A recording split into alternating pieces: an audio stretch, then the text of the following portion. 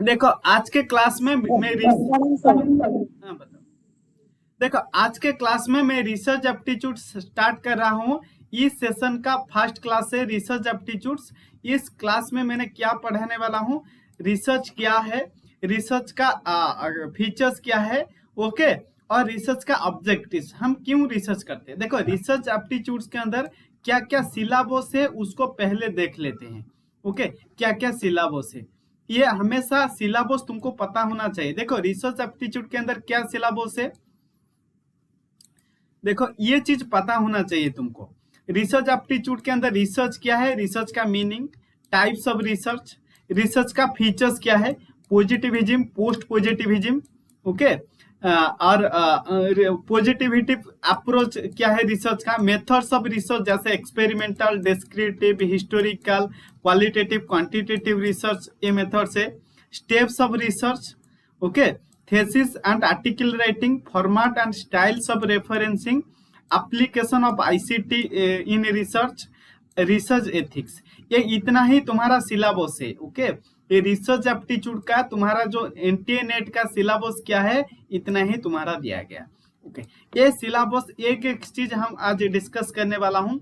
आज के क्लास में मैंने क्या क्या डिस्कस करूंगा, रिसर्च का मीनिंग, ओके, रिसर्च का फीचर्स, रिसर्च का ऑब्जेक्टिव्स और कुछ क्लासिफिकेशन डिस्कस करूंगा। ओके, ये बहुत ज्यादा इंपॉर्टेंट है, उसको तुमको पता होना चाहिए। ओके, लेकिन ये मालूम होने से पहले तुमको रिसर्च इतना इंपॉर्टेंट टॉपिक है, उसको अच्छे से तुमको समझना चाहिए। ओके, देखो रिसर्च क्या होता है, व्हाट इज रिसर्च, रिसर्च क्या होता है, research is nothing but to find out the solution of a particular problem. Research क्या है, रिसर्च का मीनिंग क्या है, research is nothing but to find out the solution of a particular problem. कोई भी एक प्रॉब्लम है, उसको सॉल्यूशन ढूंढने के लिए जो चीज किया जाता है वही रिसर्च होता है। कोई प्रॉब्लम तुमने फेस किया है, वो प्रॉब्लम का सॉल्यूशन, एक पर्टिकुलर प्रॉब्लम, ओवरऑल प्रॉब्लम नहीं है। ओके, एक पर्टिकुलर प्रॉब्लम फेस किया, उस पर्टिकुलर प्रॉब्लम का सॉल्यूशन ढूंढना है। ओके, सब लोग का प्रॉब्लम तो अलग अलग होता है, ये सभी लोग का प्रॉब्लम को सॉल्यूशन ढूंढने के लिए अलग अलग रिसर्च करना पड़ेगा। ओके, सिमिलरली देखो प्रॉब्लम का सॉल्यूशन रिसर्च नहीं होता है। ओके, कोई एक सपोज एक एग्जांपल दे रहा हूं, एक कोई क्वेश्चन का आंसर तुमको नहीं आ रहा है।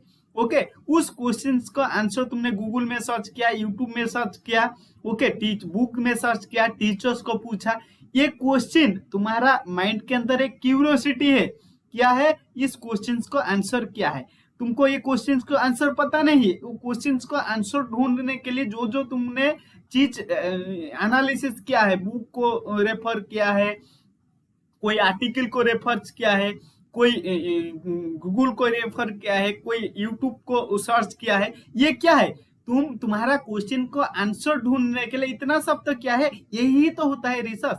Research is nothing but to find out the solution of a particular problem और to search the answer for a particular question. एक पर्टिकुलर क्वेश्चन हो, एक पर्टिकुलर प्रॉब्लम हो, जो भी चीज हो, उसका आंसर ढूंढने के लिए जो जो चीज किया जाता है वही तो होता है research. Okay, research nothing but देखो to discover answer the question through the application of scientific procedure. देखो ये स्क्रीन विजिबल हो रहा है ना, स्क्रीन विजिबल हो रहा है, जी सर। हाँ। जी सर। देखो रिसर्च का मीनिंग तुमको बताया, research is nothing but to find out the solution of a particular problem और to find out the answer of a particular question. कोई एक क्वेश्चन का आंसर ढूंढना है, इसके लिए जो जो तुमने सर्च किया है उसको आंसर पाने के लिए, यही होता है रिसर्च। ओके, लेकिन ये रिसर्च के अंदर क्या क्या होना चाहिए, देखो रिसर्च मस्ट बी सिस्टमेटिक होना चाहिए। ओके, रिसर्च क्या होना चाहिए, रिसर्च देखो पहले रिसर्च क्या है, तुमने जो सॉल्यूशन ढूंढ रहे हो, ओके, कोई एक पर्टिकुलर प्रॉब्लम, ये क्या है, systematic. Research is a systematic finding, systematically and scientifically finding the solution of a particular problem. Means research कोई प्रॉब्लम का सॉल्यूशन तुमको ढूंढना है, लेकिन ये सिस्टमेटिक ढूंढना है, सिस्टमेटिक तुमको ढूंढना पड़ेगा। ओके, अनसिस्टमेटिक नहीं होता है, रिसर्च ऑलवेज क्या होता है, सिस्टमेटिक होता है। ओके, और ये साइंटिफिक तरीके से ये उसको आंसर ढूंढना है। मीन्स देखो तुमको फेवर हुआ है, ओके, उसको फेवर हुआ है, वो फेवर को मीन्स सही करने के लिए तुमको दवाई लेना पड़ेगा। देखो तुमको फेवर हुआ है, तुमने पैरासीटामोल ले लिया, उसके बदले तुमको मीन्स तुम्हारा फीवर ठीक हो गया, ओके। लेकिन और एक आदमी को, और एक पर्सन को फीवर हुआ, उसके लिए भी उसको ये पैरासीटामोल ले लिया, उसको भी दवाई ठीक गया। मीन ये साइंटिफिकली ये जो पैरासीटामोल क्या है, जितने भी फेवर होगा, कोल्ड फेवर होगा, उसके लिए पैरासीटामोल खाने से ये सही हो जाएगा। ये पैरासीटामोल क्या है, मीन जो भी सेम प्रॉब्लम फेस करेंगे उसके लिए एक ही दवाई खाने से सही हो जा रहा है। मीन्स रिसर्च के अंदर क्या है, तुमने एक प्रॉब्लम फेस किया, तुमने प्रॉब्लम का सॉल्यूशन इस मेथड में, इस मेथड अप्लाई करके सॉल्व किया है। सिमिलरली और तुमने ही ये प्रॉब्लम का मीन तुमने ही एक ये प्रॉब्लम नहीं फेस किया है, मीन्स ये वर्ल्ड के अंदर, इंडिया के अंदर, ये उड़ीसा के अंदर, ओके, बहुत सारा लोग है, उसके उन्होंने भी बहुत सारा प्रॉब्लम फेस किया है, ओके, ये बहुत सारा प्रॉब्लम फेस किया है। उस प्रॉब्लम, ओके, ये प्रॉब्लम का उन्होंने भी उसका आंसर नहीं मिल पा रहा है, लेकिन वो फाइंडिंग करेंगे कौन कौन सा लोग सिमिलर और भी ये सिमिलर प्रॉब्लम फेस किए थे, उन्होंने फेस किए थे, तो उसका सॉल्यूशन के लिए क्या क्या उन्होंने प्रोसीजर अडॉप्ट किए थे, ओके, वहां से पता चलेगा। ये होता है कैसे, लिटरेचर रिव्यू से पता चलता है ना। देखो रिसर्च का मतलब क्या है, research is a systematically and scientifically finding out the solution of a particular problem. यहाँ पे क्या होता है, to discover the answer to question through the application of scientific procedures. Means तुमने जो प्रोसीजर अडॉप्ट करके जो प्रॉब्लम का सॉल्यूशन निकाला है, सेम प्रोसीजर अडॉप्ट करके other person same problem face कर रहा है, वो भी सेम प्रोसीजर अडॉप्ट करने से उसका भी सॉल्यूशन निकाल के आएंगे, ओके। यही होता है साइंटिफिक प्रोसीजर होता है, ओके। रिसर्च का मीनिंग समझ में आया, रिसर्च का मीनिंग समझ में आया, है? समझ में आया नहीं है, बताओ। हाँ जी सर। देखो ये जो रिसर्च वर्ड ना, ये री प्लस सर्च, दोनों वर्ड का कंबाइन करके ये बनाया गया रिसर्च। री का मतलब क्या, री मतलब एगेन, एगेन एगेन, री का मतलब क्या, again and again searching the solution of a particular problem. Research क्या होता है, रिसर्च टू वर्ड का कॉम्बिनेशन होता है, टू वर्ड्स। देखो the term research comprises of two words, namely re plus search. Re means क्या है, again, search means find out, okay, search का मीनिंग क्या, फाइंड आउट। री मतलब again and again find out the solution of a particular problem. Re मतलब जितने solution एक बार से नहीं निकाला है, फिर दोबारा उसके ऊपर सर्च कीजिए, दोबारा उसका सॉल्यूशन फाइंड आउट कीजिए, ढूंढिए, उसका आंसर मिलेगा। Research is combine of two words, re plus search. Re stands for again, search stand for find out. इसका मतलब क्या है, searching again and again to find out the solution of a problem. कोई भी एक problem है, उस problem का सॉल्यूशन ढूंढने के लिए तुमने एगेन एंड एगेन क्या कर रहे हो, ओके, एगेन एंड एगेन उसको आंसर ढूंढ रहे हो। यही था मीनिंग ऑफ रिसर्च। रिसर्च का मीनिंग समझ में आया, रिसर्च समझ में आया नहीं आया, बताओ। हाँ हाँ, देखो मीनिंग के बाद अभी तुमको रिसर्च का फीचर्स बताऊंगा। रिसर्च का फीचर्स ये क्या होता है, देखो देखो रिसर्च का फीचर्स क्या है, देखो ये रिसर्च का फीचर्स, देखो रिसर्च का फीचर्स क्या है। देखो पहला फीचर्स, अब देखो हमने रिसर्च, कोई जो भी रिसर्च होता है ना, ये क्या होता है, कोई एक प्रॉब्लम फेस क्या है, वो प्रॉब्लम का सॉल्यूशन ढूंढने के लिए तो रिसर्च करते हैं, ओके। उसका कोई तो फ्री में रिसर्च करता है क्या, नहीं है ना। जो प्रॉब्लम फेस क्या है उन्होंने रिसर्च कर रहा है, ओके। जे मीन्स जिसको एक क्वेश्चन का आंसर नहीं आ रहा, वो क्वेश्चन को आंसर ढूंढना भी एक रिसर्च है, ओके। एक लोग बिजनेस कर रहा है, ओके, ये बिजनेस वो उसका प्रॉफिट अच्छा नहीं हो रहा है, क्यों नहीं हो रहा है, उसके लिए भी रिसर्च करेंगे। ओके, तुम एक प्लेस से दूसरे पिकनिक जाने के लिए तुमने जो मीन्स रूट बनाया है, उस रूट, इजीएस्ट रूट मीन्स लेंदी रूट, उसको भी ढूंढने के लिए रिसर्च करते हो, गूगल मैप में सर्च करते हो, यूट्यूब में देखते हो। इसके हम मीन्स कटक से भुवनेश्वर जाने के लिए कितने वे हुए, ओके, उसको जाने के लिए एक डेस्टिनेशन के लिए पहुंचने के लिए, ये भी एक रिसर्च है। ओके, एक कोई जर्नी भी एक रिसर्च होता है। ओके, रिसर्च का क्या होना चाहिए, फास्ट फीचर्स, रिसर्च का ऑब्जेक्टिविटी होना चाहिए। ओके, मैं सभी टाइप्स का मीन्स फीचर्स बताऊंगा, उसके बाद उसको डिटेल से डिस्कस करूंगा। रिसर्च का ऑब्जेक्टिव्स होना चाहिए, फास्ट फीचर्स। सेकंड फीचर्स क्या होना चाहिए रिसर्च का, रिलायबिलिटी होना चाहिए, रिसर्च मस्ट बी रिलायबल होना चाहिए। ओके, थर्ड फीचर्स क्या है, रिसर्च मस्ट बी वैलिडिटी होना चाहिए। ओके ओके, उसके बाद रिसर्च और क्या होना चाहिए, रिसर्च मस्ट बी एक्यूरेट होना चाहिए, एक्यूरेसी ऑफ रिसर्च होना चाहिए। रिसर्च क्या होना चाहिए, एक्यूरेसी होना चाहिए। एक्यूरेसी के साथ साथ रिसर्च और क्या होना चाहिए, क्रेडिबिलिटी होना चाहिए।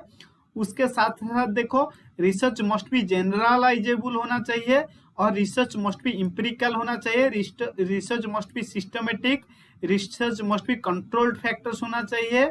ओके, ये सब चीज रिसर्च मस्ट बी साइक्लिकल होना चाहिए।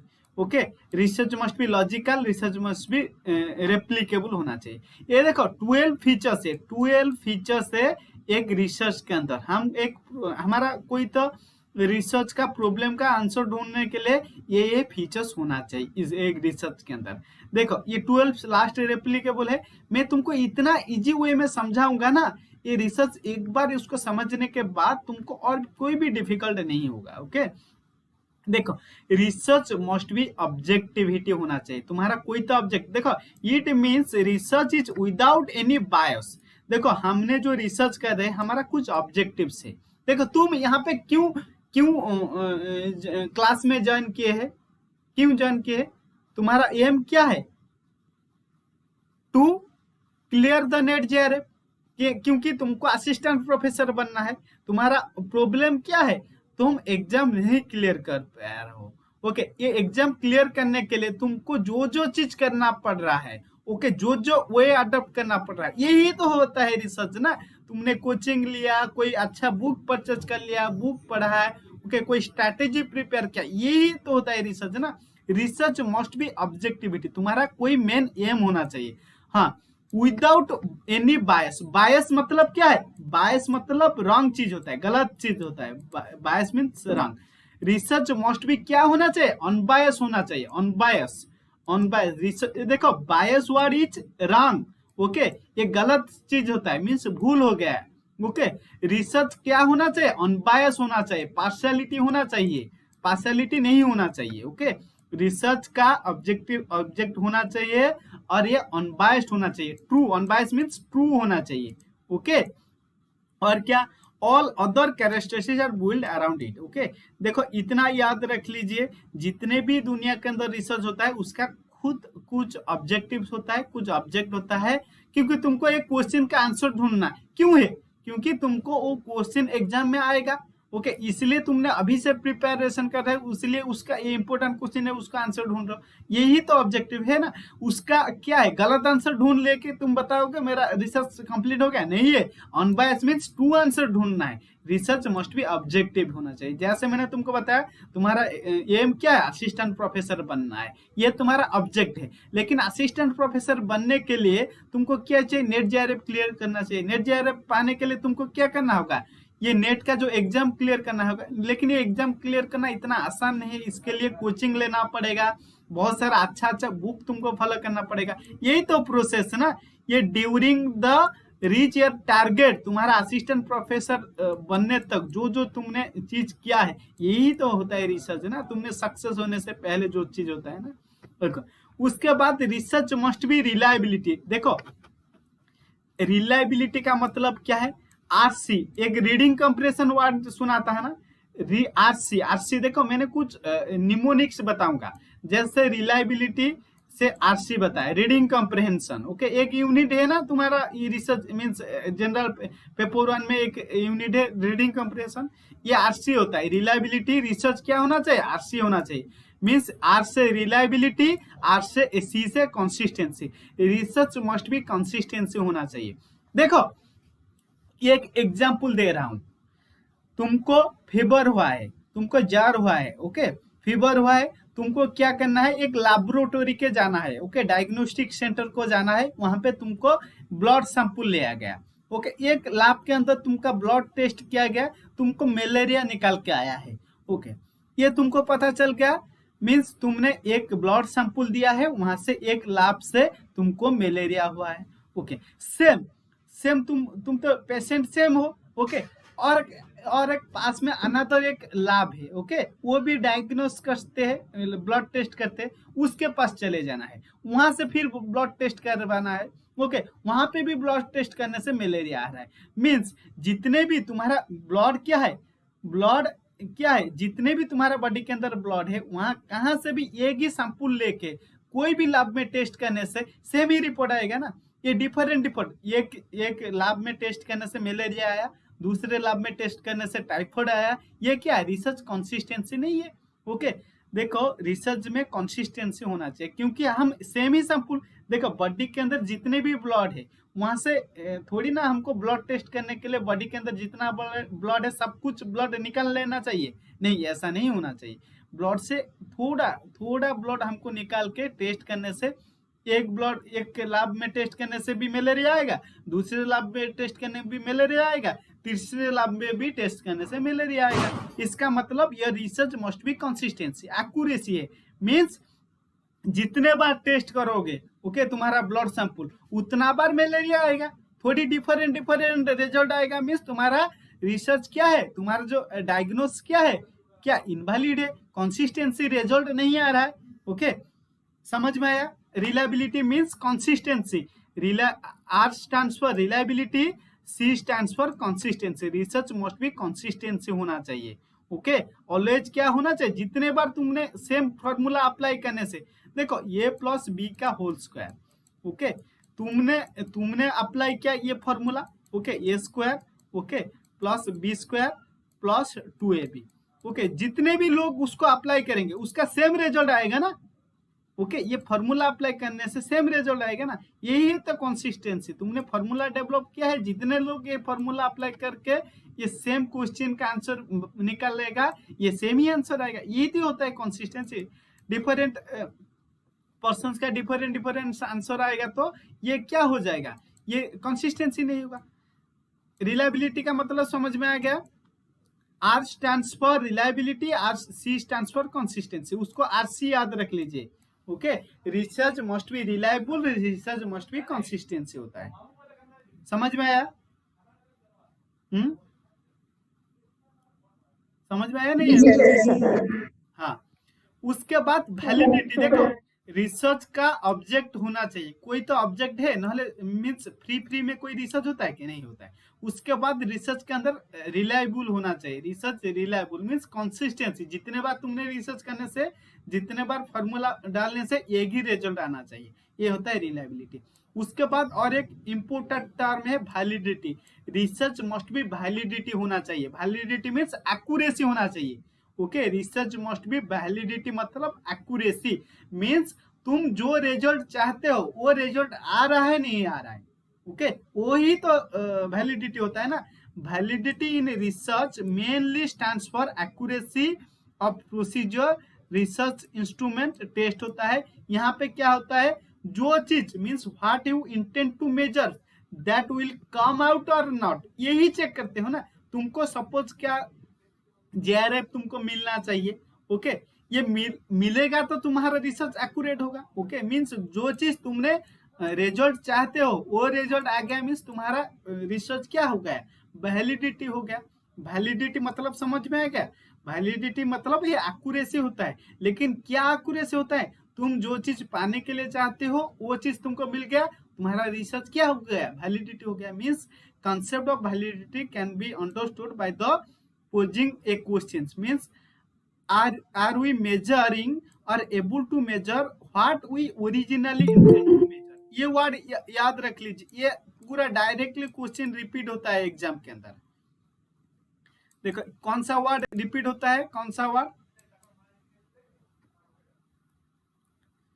वर्ड रिपीट होता है? वैलिडिटी।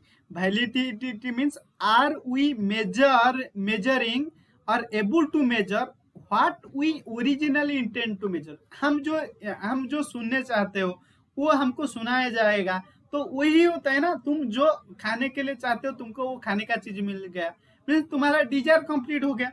ऐसा होता है, तुम जो आंसर निकालना चाहते हो वो आंसर मिल गया, मीन्स तुम्हारा रिसर्च क्या होगा? वैलिडिटी हो गया, मीन्स एक्यूरेट। और उसके साथ साथ जो चीज तुमने पाने के लिए रिसर्च शुरू किए थे, ऑब्जेक्टिव सेट किए थे, वो चीज मिल गया। ओके, यही तो वैलिडिटी। देखो वैलिडिटी मीन्स अच्छा है, और वैलिडिटी सबसे अच्छा है, और रिलायबिलिटी सबसे अच्छा है। बताओ कौन सा चीज सबसे अच्छा है? ओके, कौन सा चीज अच्छा है?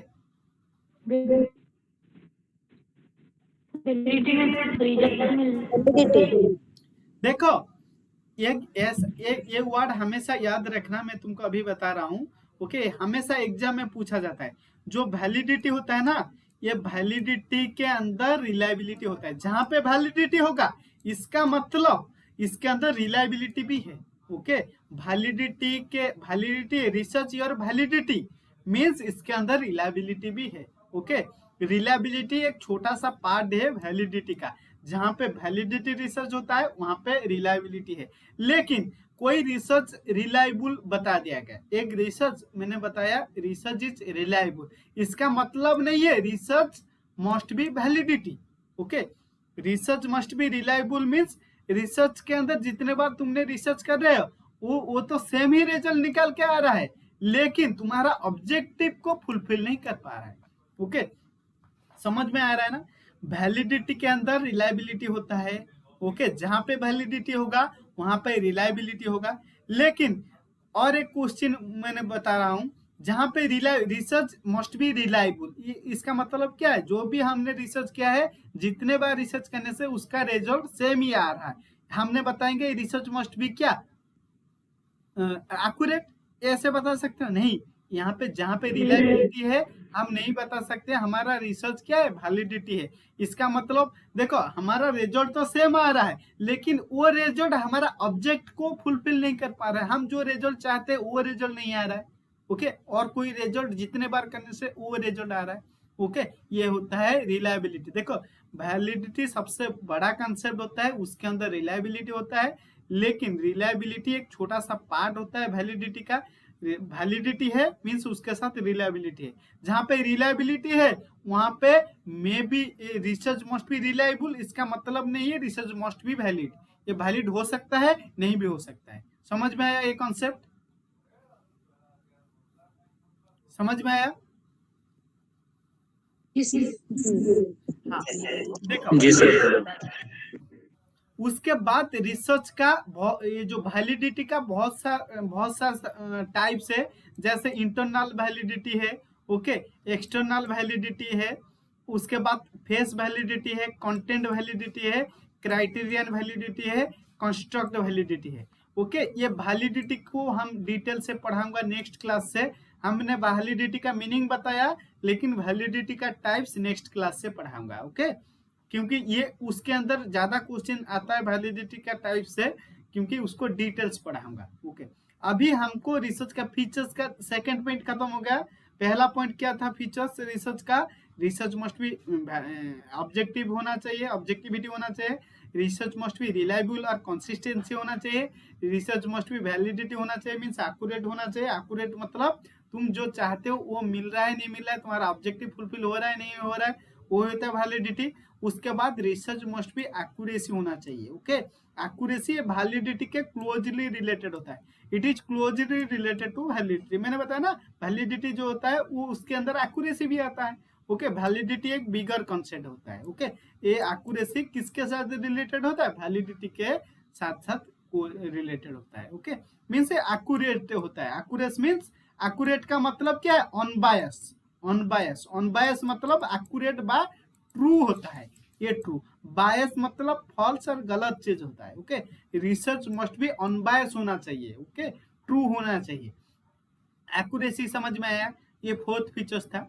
उसके बाद नेक्स्ट फीचर्स क्या है, रिसर्च मस्ट बी क्रेडिबिलिटी होना चाहिए। क्रेडिबिलिटी इसका मतलब क्या है, हाँ बताओ।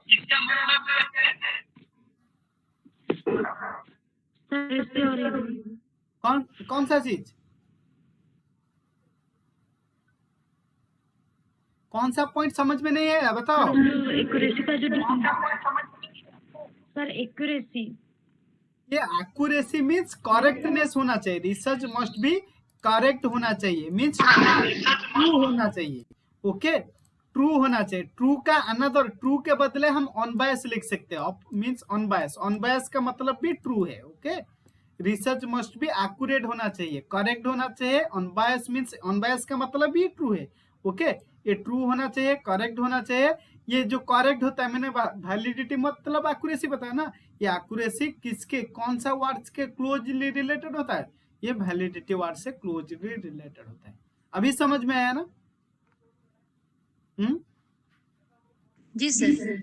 हाँ, उसके बाद और एक वर्ड और नेक्स्ट फीचर्स क्या है, credibility. Research must B credible होना चाहिए। देखो, मैंने तुमको पढ़ा रहा हूँ केवीएस मदन बुक से, लेकिन मैं तुमको पढ़ा रहा हूँ, मैं तुमको नहीं बताऊंगा मैं केवीएस मदन बुक से पढ़ा रहा हूँ।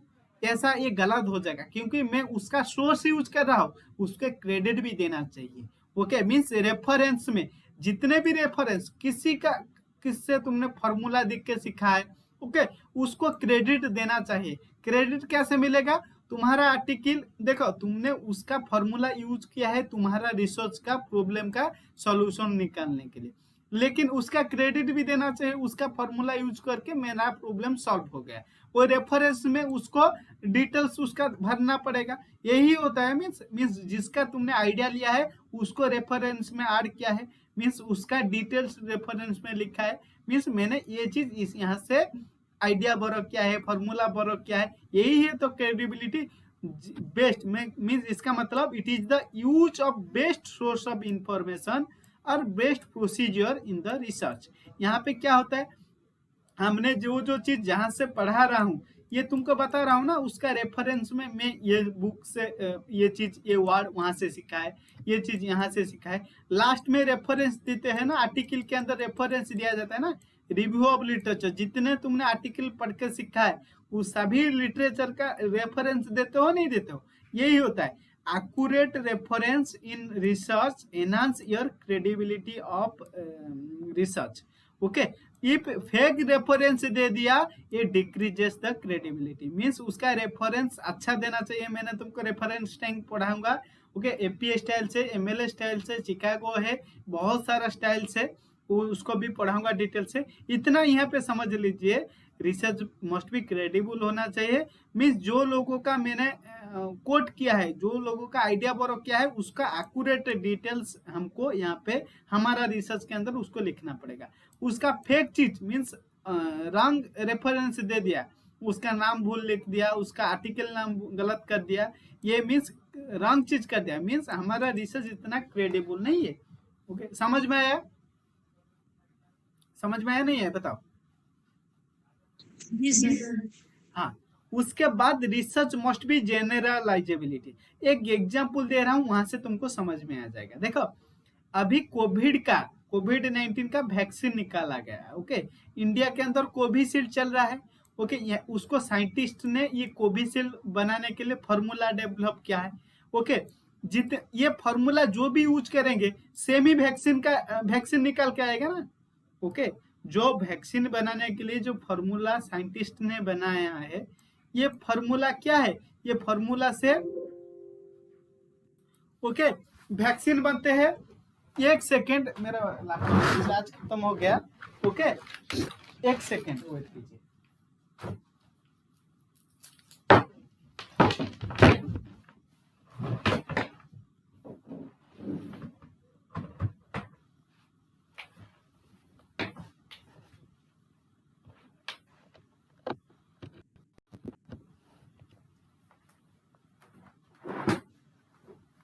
हाँ देखो, ये जनरलाइजेबिलिटी मीन्स जो वैक्सीन बनाया गया सभी पीपल एक्सेप्ट कर रहे हैं ना, मीन्स ये वैक्सीन लेने से कोरोना वायरस मीन्स से डेथ नहीं होगा, ये मान के तो वैक्सीन लगा रहा है, मीन्स सभी लोग उसको वो वैक्सीन को अडॉप्ट कर लिया, मीन्स ये चीज करने से हमको कोरोना से डेथ नहीं होने वाला है। ओके, ये क्या है जनरलाइजेबल, ये जो वैक्सीन क्या है जनरलाइजेबल, सभी लोग उसको लगा रहा है, यही होता है ना, जो भी तुमने डेवलप किया है उसको सोसाइटी एक्सेप्ट करना चाहिए। हाँ, वैक्सीन लगाने से हमको कोरोना इतना डेंजरस नहीं होगा, हमको इजीली डेथ नहीं होगा, ये क्या जनरलाइजेबिलिटी मीन्स जो चीज तुमने निकाला है उसको सभी लोग मानना चाहिए। एक बुक तुमने पब्लिश किया, कितने सारा लोग उसको पढ़ रहा है, ये बुक क्या जनरलाइजेबल हो गया। Okay, means it is closely related to validity होता है, लेकिन यहाँ पे क्या होता है जो तुमको फाइंडिंग्स और सॉल्यूशन तुमने निकाला है उसका सभी लोग लार्जर पॉपुलेशन, सपोज 100 पॉपुलेशन है इंडिया के अंदर, वहां से 80 से 90% पॉपुलेशन मानते हैं वैक्सीन लगाने से कोविड नहीं होगा। ओके, इसलिए तो मानते हैं, मीन्स मेजर पॉपुलेशन। ओके, 50% से ज्यादा लोग वो फॉर्मूला वो वैक्सीन को अडॉप्ट कर लिया, मीन्स ये रिसर्च जनरलाइजेबल हो गया। समझ में आया? बुझे ना नहीं? जी सर।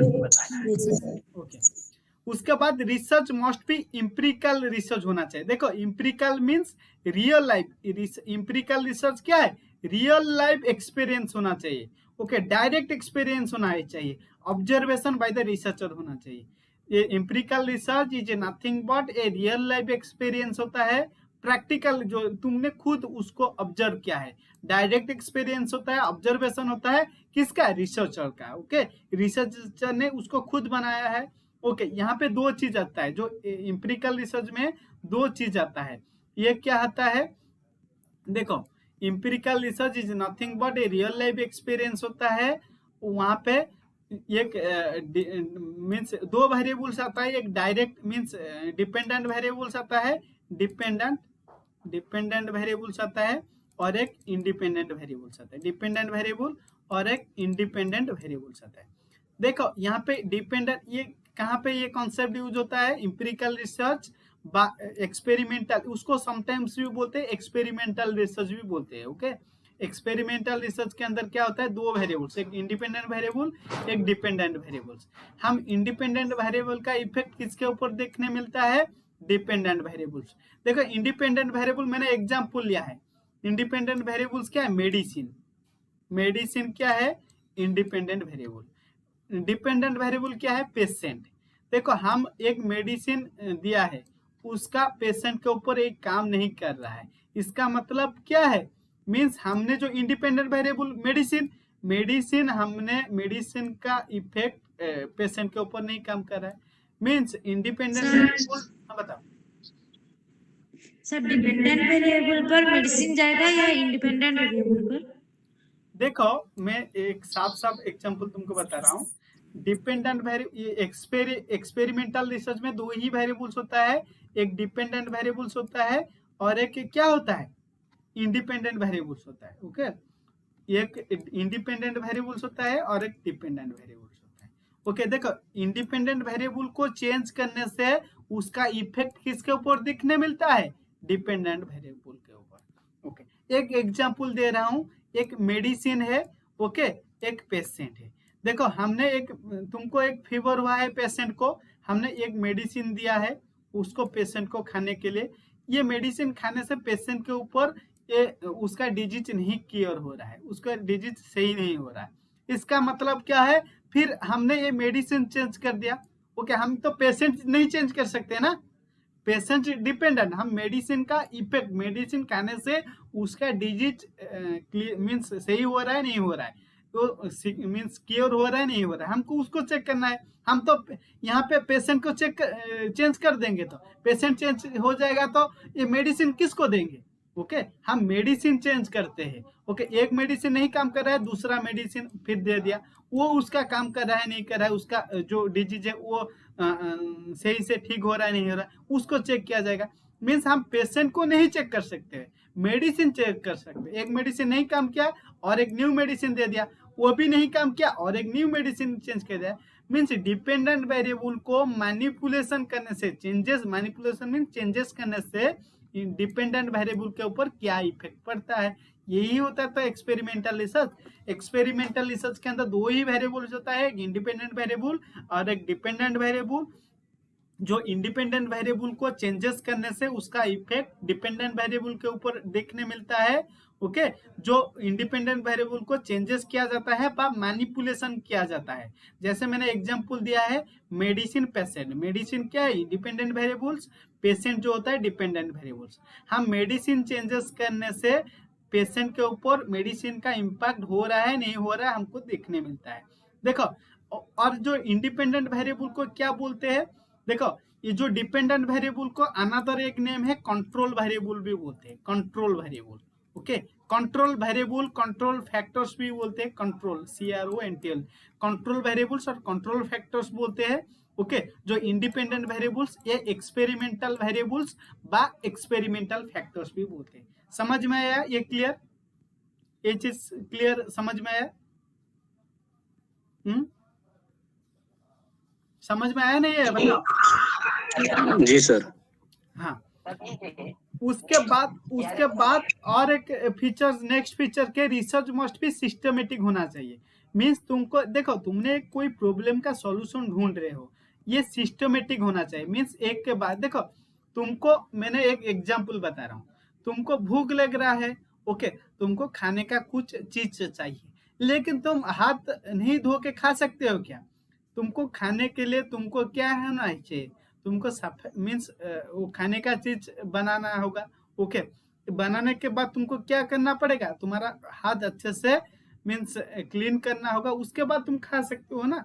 थोड़ी ना तुम देखो, मॉर्निंग से तुमने बेड से उठने के बाद ब्रश करते हो, ब्रश करने के बाद नहाने के बाद तुम कुछ फूड वगैरह वो चीज लेते हो। ये क्या लाइव एक सिस्टमेटिक वे के हो सकता है ना।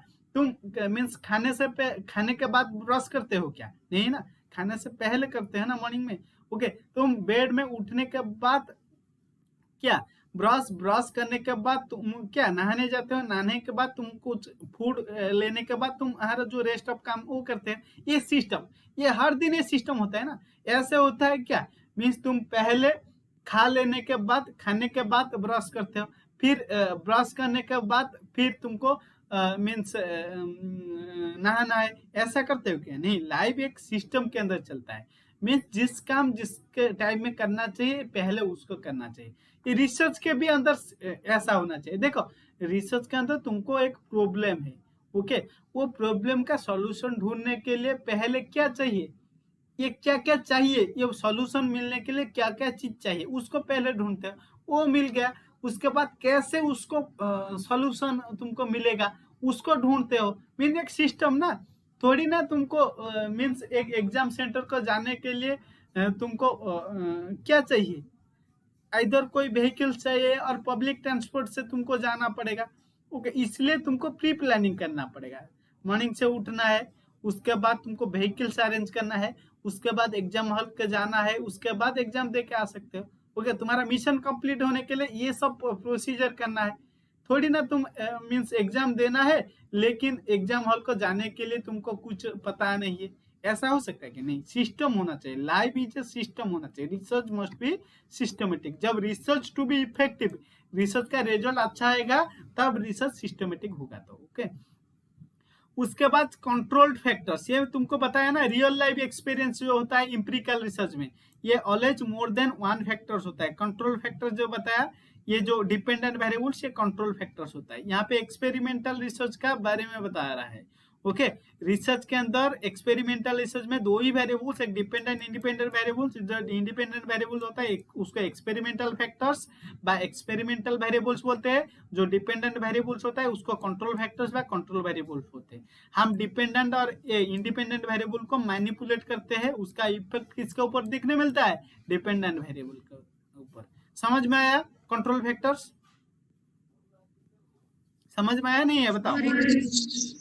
नहीं सर, और देखो, जो कंट्रोल फैक्टर्स कहाँ पे होता है, कंट्रोल फैक्टर्स जो एक्सपेरिमेंटल रिसर्च है, एक्सपेरिमेंटल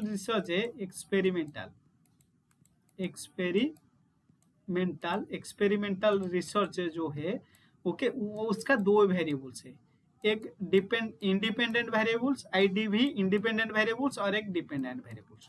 जो इंडिपेंडेंट वेरिएबल्स होता है उसका अनदर एक नेम क्या है, एक्सपेरिमेंटल वेरिएबल्स, और जो डिपेंडेंट वेरिएबल्स है उसका अनदर नेम है क्या, control variables by control factors.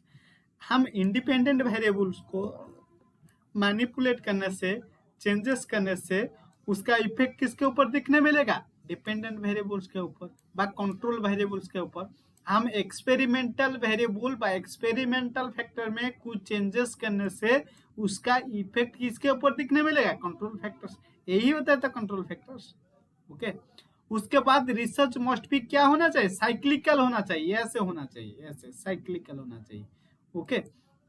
Means ये research is A cyclical process, it starts with a problem and ends with a problem.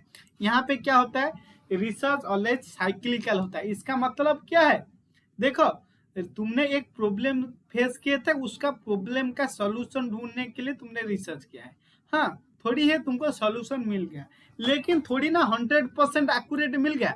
Suppose corona का वैक्सीन तुमको मिल गया, लेकिन ये कितने परसेंट तक इफेक्टिव होता है, 70 से 80% इफेक्टिव होता है, 70 से 80%।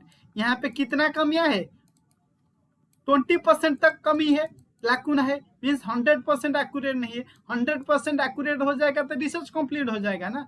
रिसर्च स्टार्ट होता है प्रॉब्लम से, एंड भी होता है प्रॉब्लम, वहां पे कोई इनकम्प्लीट होता है, उसके फिर फर्दर अदर रिसर्च जो प्रॉब्लम स्टार्ट करता है, ये और रेस्ट जो 20% प्रॉब्लम है, उस 20% को कैसे सॉल्व किया जाएगा उसके बारे में सोचता है। ये रिसर्च 100% एक्यूरेट हो जाएगा तो फर्दर उस टॉपिक में, उस प्रॉब्लम में और रिसर्च नहीं होगा ना, ऐसा नहीं होता है। रिसर्च कभी भी 100% एक्यूरेट नहीं होता है, वो कितना 70, 60, 50% से ज्यादा होगा, और 50% नहीं आंसर आ रहा है और कोई रिसर्च करके उसको आंसर ढूंढेगा। समझ में आया, साइक्लिकल मेथड। ये स्टार्ट होता है प्रॉब्लम से, एंड भी होता है प्रॉब्लम से। इसका मतलब क्या, बाद में 100% तो नहीं रिजल्ट दे पाते हैं, 70 से 80% दे दिया, मीन्स 20% छोड़ दिया, 20% नहीं रिजल्ट आया है, ये 20% उसका प्रॉब्लम है, ओके।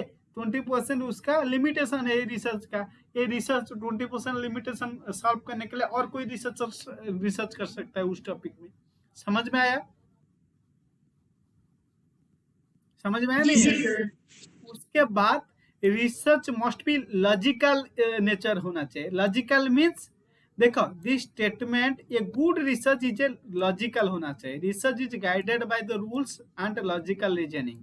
इंट्रोडक्शन, ओके, उसके इंडक्शन और deduction are great value in research have been discuss types of research. देखो लॉजिकल मीन्स ये दो चीज होता है लॉजिक।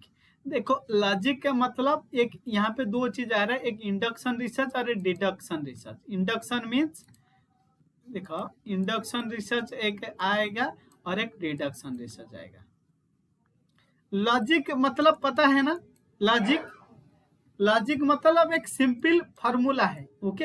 एक बच्चा वो नहीं खा रहा है, उसको क्या है, ऐसे उसका मदर ये जानो मामू स्टोरी सुना के उसको खिलाता है, ये लॉजिक है। एक बच्चा, नया बच्चा ये नहीं खा रहा है, उसको खिलाने के लिए हम जो लॉजिक अपनाया है, ओके, उसको कोई खिलौना दिया है, कोई स्टोरी सुनाया है उसको करने के लिए, ये लॉजिक होता है। मीन्स जितने भी बच्चा है ये कॉमन लॉजिक बन गया है, जितने भी बच्चा है उसको कोई खिलाना है, कोई स्टोरी सुनाने से वो खा लेगा, ये लॉजिक। कोई भी एक प्रॉब्लम का सलूशन निकालने के लिए जो पहले से जो ऑथर ने, जो रिसर्चर ने फॉर्मूला डेवलप किया है, उस लॉजिक का अप्लाई करने से तुम्हारा प्रॉब्लम का सलूशन निकाल सकता है, ओके। इसलिए ये लॉजिक के अंदर दो टाइप्स ऑफ रिसर्च आता है, एक इंडक्शन रिसर्च आता है, एक डिडक्शन होता है। देखो जो डिडक्शन है, डिडक्शन रिसर्च क्या है, डिडक्शन रिसर्च में देखो जो लॉ ऑफ न्यूटन एक थियरी है, ओके, ये लॉ ऑफ न्यूटन बाबा जी ने एक थियोरी बनाया था, लॉ ऑफ ग्रेविटी, जो भी ऊपर फेंकते हो नीचे वो खींच के ले आते हैं, ये लॉ ऑफ ग्रेविटी है। ओके, न्यूटन ने बनाया था, ये थ्योरी है। मैं तुमको वो थ्योरी पढ़ के समझा रहा हूं ना। ओके, ये क्या होगा, ये डिडक्टिव मीन्स डिडक्टिव रिसर्च होगा। ओके, मीन्स ऑलरेडी थ्योरी बना के रखा है कोई अथर, मैं तुमको समझा रहा हूं ये कैसे बनाया गया। ओके, समझ में आया, ये थ्योरी में तुमको पढ़ा रहा हूं। ओके, मैं कुछ न्यू यहाँ पे नहीं बना रहा हूं, यहाँ पे ऑलरेडी थियोरी है। ओके, ऑलरेडी थियोरी है, मीन्स ये ऑलरेडी ये थ्योरी जनरलाइज हो गया। हम वो थ्योरी कैसे बनाया गया पर्टिकुलर तक हम पहुंच रहा है, वो जनरल से पर्टिकुलर तक आते हैं डिडक्टिव रिसर्च में। ओके, बाद डिडक्शन में रिसर्च में, समझ में आया। मीन्स ऑलरेडी कोई एक बुक लिखा है, मैं उस बुक को पढ़ के तुमको समझा रहा हूँ वो बुक के अंदर क्या लिखा है, ये डिडक्टिव रिसर्च। जैसे टीचर सेंटर, ये टीचर क्या होता है, जो बुक में लिखा है उसको पढ़ के अच्छे से तुमको समझ मीन्स समझाता है कैसे ये रिसर्च का मीनिंग है, ये इंडक्टिव रिसर्च क्या है, यही होता है डिडक्टिव रिसर्च। डिडक्टिव रिसर्च क्या है, टीचर सेंटर होता है, यहाँ पे कोई न्यू चीज नहीं बनाया जाता है, ऑलरेडी जो थियोरी है, जो चीज है उसको तुमको समझाया जाता है, ये टीचर सेंटर होता है। समझ में आया, समझ में आया नहीं है, बताओ। जी सर। उसके बाद जो इंडक्टिव रिसर्च होता है, इंडक्शन रिसर्च होता है, ये स्टूडेंट सेंटर होता है, यहाँ पे स्टूडेंट ने न्यू चीज डेवलप करते हैं। ओके, देखो एक एग्जांपल दे रहा हूँ, जब लॉ ऑफ ग्रेविटी एक थियोरी नहीं था, तब जो न्यूटन था ना, वो न्यूटन का नाम कोई जानते थे क्या, नहीं जानते थे। जब लॉ ऑफ ग्रेविटी एक थियोरी बनाया, लेकिन वो थियोरी बनाने के लिए उसने क्या किया, पहले यहाँ पे जो इंडक्टिव रिसर्च है ना, ये पर्टिकुलर से जनरलाइज तक जाते हैं। ओके, ये पर्टिकुलर से जनरलाइज तक जाते हैं। यहाँ पे क्या होता है, न्यू थियोरी जनरेट होता है, यहाँ पे न्यू चीज इनोवेशन होता है, ये एक्चुअली स्टूडेंट को बेनिफिट देता है, ये स्टूडेंट सेंटर होता है। ओके, जैसे प्रोजेक्ट करने के लिए टीचर स्टूडेंट को देता है, स्टूडेंट खुद करके प्रोजेक्ट लेके आता है ना, यहाँ पे स्टूडेंट को बेनिफिट मिलता है। ओके, क्योंकि ये न्यू कैसे बनाना होता है उसको पता हो चलता है। ये क्या होता है, ये इंडक्टिव रिसर्च होता है, यहाँ पे स्टूडेंट को बेनिफिट, अल्टीमेट बेनिफिट होता है, न्यू चीज यहाँ पे डेवलप किया जाता है, न्यू थ्योरी। जैसे लॉ ऑफ ग्रेविटी जब थ्योरी नहीं था, तब जो न्यूटन ने बाबा जी ने एक सेव का पेड़ के नीचे बैठा था, उन्होंने सोचा जो मीन सेव का पेड़ में जो सेव है वो नीचे गिर रहा है, क्यों वो ऊपर नहीं जा रहा है। उसके बाद जितने भी एक पत्थर ऊपर में फेंका, सब पत्थर नीचे खींच के ले रहे हैं। ओके, पेड़ के नीचे बैठते बैठते उन्होंने सोचा, हमने जो भी चीज ऊपर एक स्पेसिफिक मीन्स एयर तक हमने वहां पे फेंक रहे हैं, वो सिमिलर नीचे खींच के ले आ रहे हैं।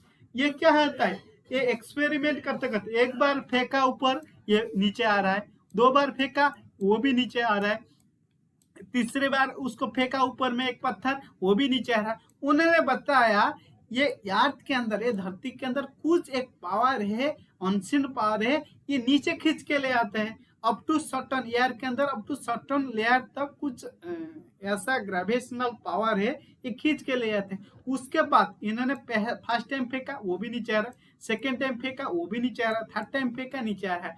इसका मतलब जो भी ऊपर फेंकेंगे वो नीचे खींच के लेके आएगा, क्योंकि अर्थ के अंदर एक ग्रेविटेशनल थ्योरी है। ये बारंबार मीन्स एक्सपेरिमेंट करने से उसको एक थ्योरी बनाया दिया गया, मीन्स जो भी ऊपर में फेंकोगे नीचे लेके आएगा। किस लिए, ये हमारा अर्थ के अंदर एक ग्रेविटेशनल थ्योरी है, ये बनाया है ना, न्यू थ्योरी पहले नहीं था। बनाने के बाद हम लॉ ऑफ ग्रेविटी थ्योरी में तुमको समझा रहा हूँ। जब मैं टीचर एक थ्योरी तुमको समझाते हैं, ये क्या डिडक्टिव रिसर्च होगा, ये टीचर सेंटर। जब एक न्यू थ्योरी बनाया जाता है, ओके, ये क्या होता है, ये इंडक्टिव रिसर्च होता है। ये पर्टिकुलर, इंडक्टिव में पर्टिकुलर से जनरल तक जाते हैं, ओके, डिडक्टिव में जनरल से पर्टिकुलर तक आते हैं। समझ में आया? जी सर। उसके बाद लास्ट पॉइंट क्या है, research must B replicable, means this characteristics allows the results of the research to be verified by the replicating the study and thereby building up sound basis of decision। देखो replicable इसका मतलब क्या है, means तुम जो research करने के बाद जो रिजल्ट तुमको मिला है उसको वेरीफाइड करना चाहिए। ओके, वेरीफाइड करने के बाद क्या तुम कोई डिसीजन ले सकते हो। मीन्स लास्ट में क्या होता है, डिसीजन लिया जाता है। तुम्हारा रिजल्ट सही है, एक्चुअली तुम्हारा रिजल्ट काम में आ रहा है, मैं तुमको पढ़ाया, तुमको जो चीज सही लगा वो तुमने याद कर लिया ना। सपोज मैं एक गलत चीज बता दिया, ओके, तुमको पता है सारे गलत चीज बता रहा है, लेकिन तुमको ये गलत चीज का एक्सेप्ट करना है और रिजेक्ट करना है। डिसीजन कौन लेगा, तुम खुद लेते हो ना। मैंने रिसर्च करके ये रिजल्ट पब्लिश कर दिया सबके सामने। ओके, ये रिसर्च सही है, वेरीफाइड है, सब लोग मान रहे हैं हाँ ये जो लोग काम किया है ये सही किया है। ओके, मीन्स ये जो साउंड डिसीजन होता है मीन्स अच्छा काम किया है।